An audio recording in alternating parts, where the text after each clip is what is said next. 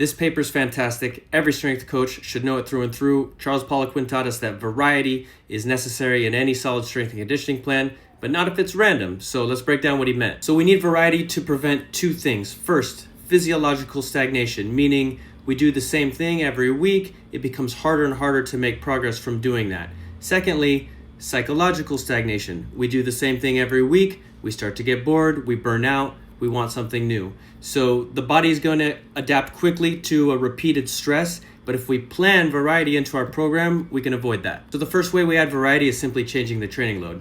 If you start doing dumbbell bench press with 20 pounds, maybe you make some progress for a few weeks, but before long, your body gets used to it. It's going to be harder to make any progress on that unless you increase the load. Another way we include variety is simply changing the contraction type. So a muscle has three primary contractions: an eccentric, an isometric, and concentric. Depending on the nature of the sport or what it is the athlete needs to do, you can manipulate and train each of those independently to elicit quicker gains. By changing the speed of contraction, we can also accelerate our progress. In our max strength phases, we're going to lift higher relative loads, create more tension in the muscle, and those are going to be at slower speeds. As we transition to more power work, we're going to move lighter loads faster and express more force quicker.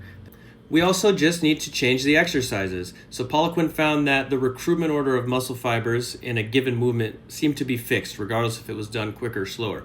But even a slight variation of a similar exercise, you change the angle, you change the tool, it can result in the shifting of that recruitment order, which can also elicit faster gains. We also plan effective variety from the start when we're creating a training program. So long-term variation, meaning we're moving the program through distinct phases where we have a very specific adaptation we're trying to create each phase, down to weekly short-term variation, meaning we're manipulating volumes, intensities, speeds, high stress versus low stress days throughout the week.